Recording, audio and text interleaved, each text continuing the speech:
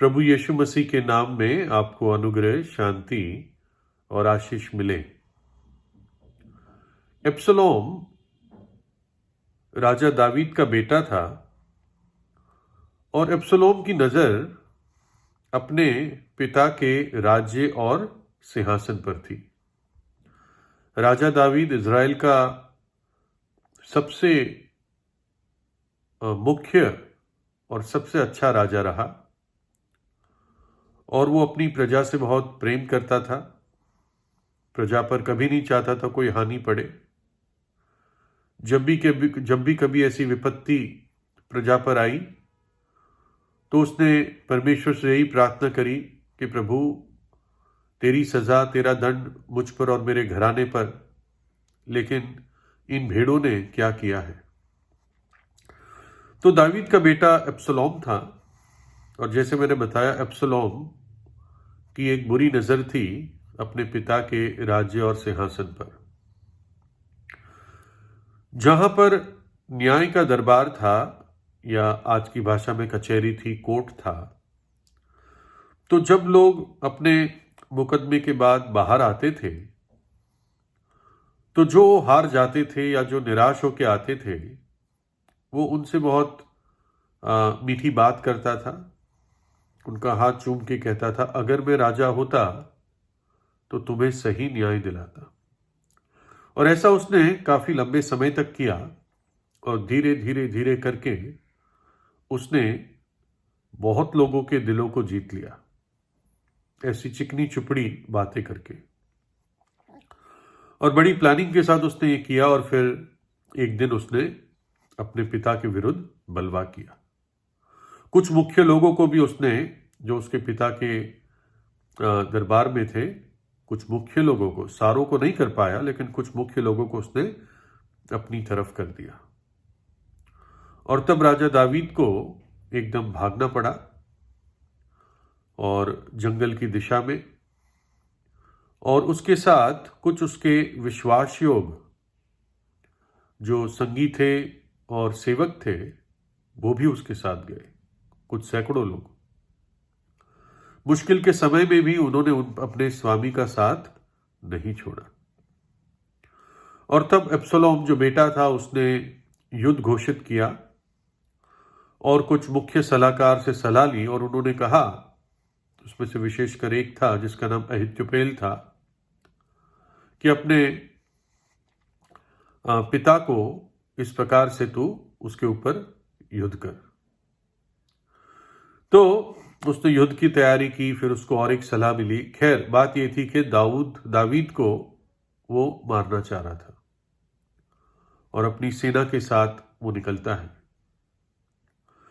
लेकिन दावीद की जो सेना थी, उसके अपने लोग थे जो उसके साथ आए थे, वो बहुत युद्ध में निपुण लोग थे, बहुत स्किल्ड थे।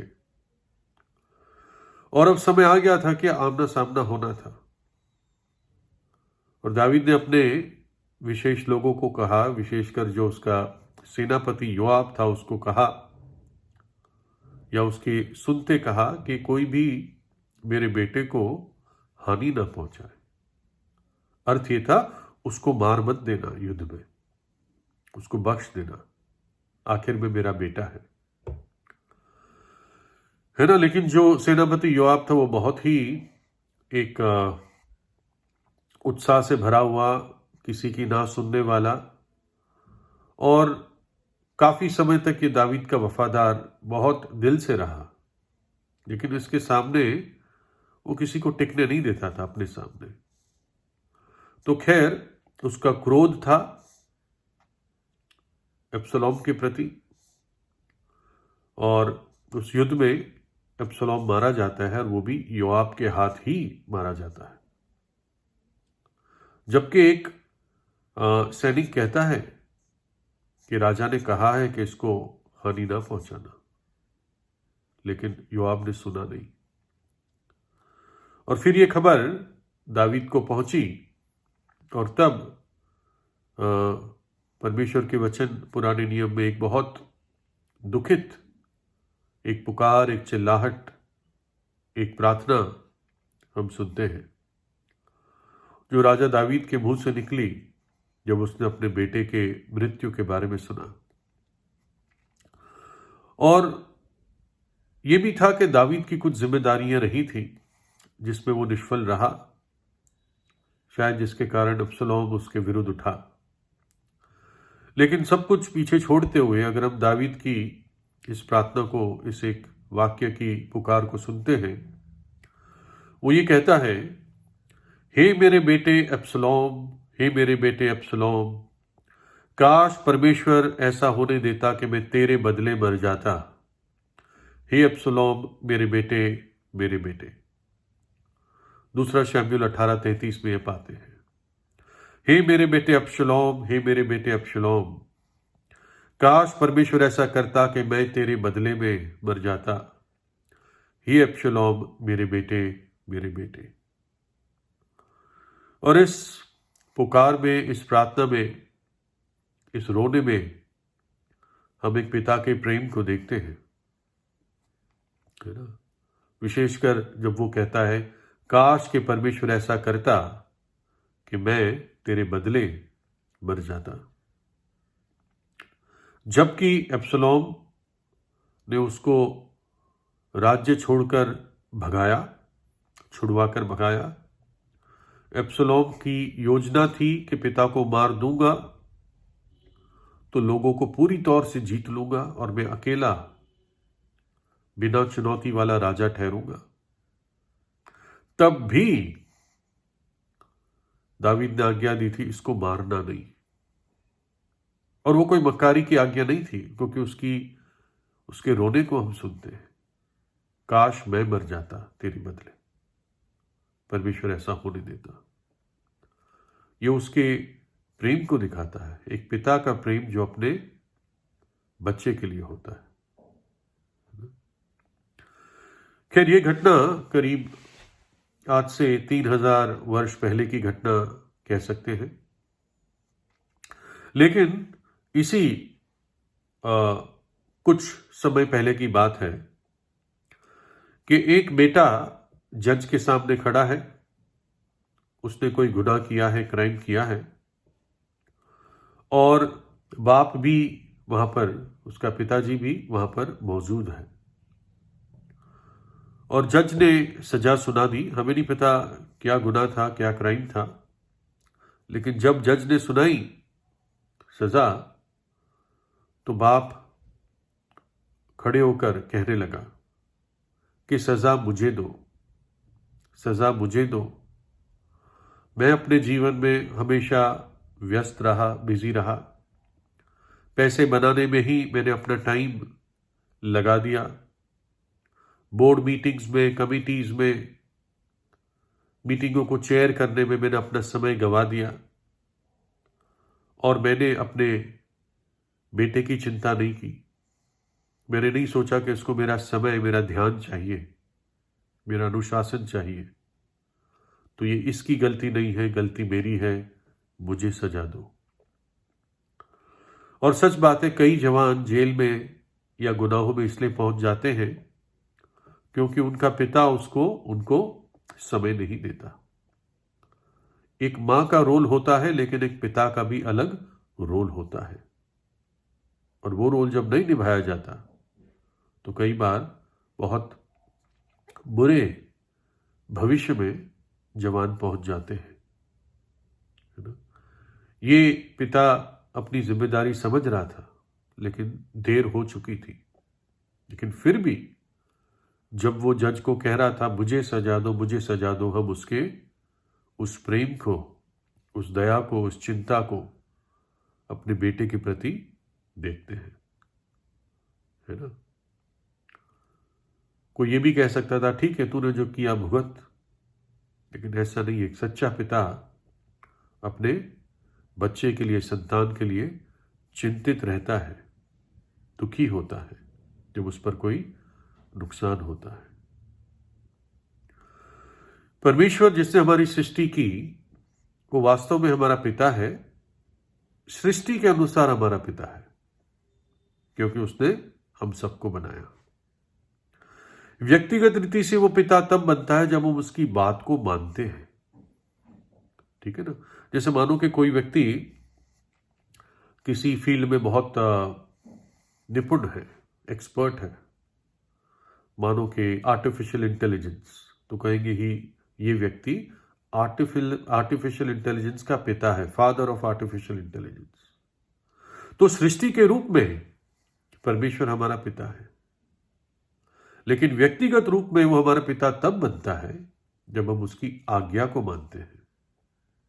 वो क्या कहता है? इसलिए प्रभु कहता है कि उनके बीच में से निकलो और अलग रहो, और अशुद्ध वस्तु को मत छुओ, तो मैं तुम्हें ग्रहण करूंगा और तुम्हारा पिता होऊंगा, और तुम मेरे बेटे और बेटियां होंगे।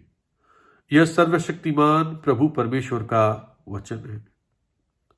उनमें से निकल के आओ, गंदगी से, पापों से, अशुद्धता से, ऐसे लोगों से जो तुम्हें नरक में खींच के ले जाते हैं, उनमें से निकल के आओ और अशुद्ध वस्तु को मत छुओ, तब मैं तुम्हें ग्रहण करूंगा, तुम्हारा पिता बन जाऊंगा, तुम मेरी संतान बन जाओगे। और ये सर्वशक्तिमान प्रभु परमेश्वर का वचन है। प्रभु यीशु मसीह ने मुझे और आपको अपनी समानता में बनाया।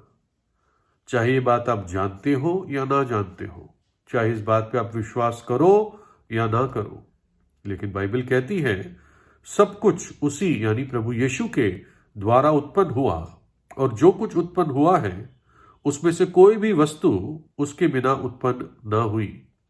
उसमें जीवन था और वह जीवन मनुष्य की ज्योति थी। वो ही जीवन देने वाला है। प्रभु यीशु ने कहा, मैं ही पुनरुत्थान और जीवन हूं। ये बात सच है कि परमेश्वर पिता हमारे पापी जीवन के लिए जिम्मेदार नहीं है। मनुष्य ने, मैंने और आपने जो चुना, हमने अपनी मर्जी से चुना। मनुष्य ने खुद चुना कि परमेश्वर की आज्ञा को तोड़े और अपना जीवन शरीर की अभिलाषाओं में बिता दे। तो इसका जिम्मेदार परमेश्वर नहीं है। अबसलोम के मामले में दावीद की काफी जिम्मेदारी थी, ना। उसका कुछ भूतकाल ऐसा रहा था दावीद का।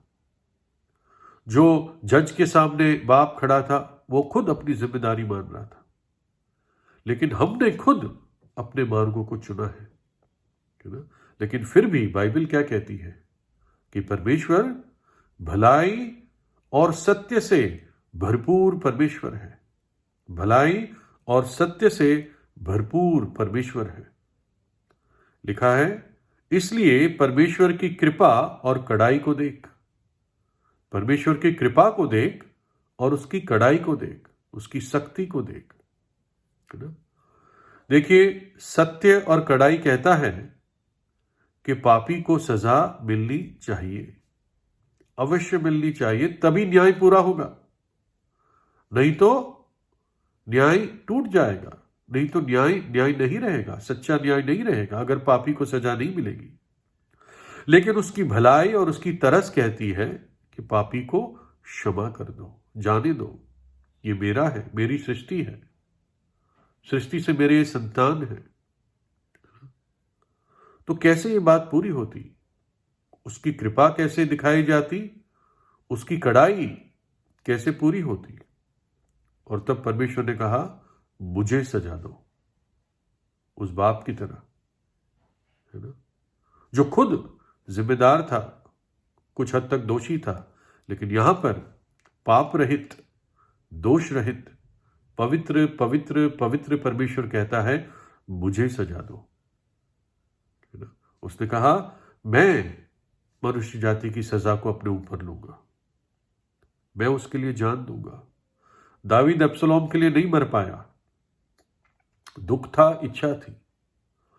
शायद उस बाप को भी बेटे की सजा नहीं मिली, जज नहीं दे सकता था, लेकिन प्रभु यीशु मसीह ने, हमारे सृष्टिकर्ता ने मनुष्य का रूप धारण करके आया, कुंवारी के जरिए जन्म हुआ और कलवरी के क्रूस पर उस सजा को अपने ऊपर लिया, हमारे पापों को अपने ऊपर उठाया, हमारे दंड को सहा और तीसरे दिन मृत्यु को में से जी उठा, है ना।